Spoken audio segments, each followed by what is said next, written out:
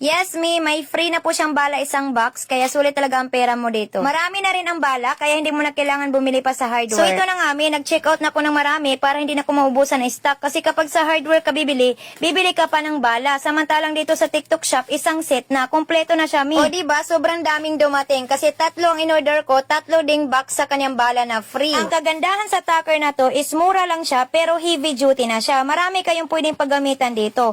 Pwede siyang i-tucker sa semento hollow blocks, kahoy, plywood, pinulik sa makapal na board, upholstery sa mga wiring insulation. Kung mahilig kayo mag-repair ng gamit sa bahay or magkabit ng mga decoration, mga wallpaper, so pwede mo siyang gamitin. Sobrang ganda niyang gamitin talaga sa DIY. At ito lang yung gun tucker na may libre ng bala, so hindi mo na talaga kailangan bumili pa sa hardware kasi ang dami niyang laman. Meron niyang 32 pirasong stick, ang dami niyang laman mga B. At ito lang yung gun tucker na napakagaan gamitin, hindi masakit sa kamay kasi meron siyang makapal na rubber sa handle. Malakas na siya mag-tucker, hindi mo na kailangan diinan pa para babaon ang kanyang bala. Napakagandang quality ng tucker na to. Ayan, kung mahilig kayo mag-repair ng gamit sa bahay or magkabit ng mga decoration, perfect talaga to sa ating lahat. Mura lang at may free ng bala. Nasa yellow basket lang yan.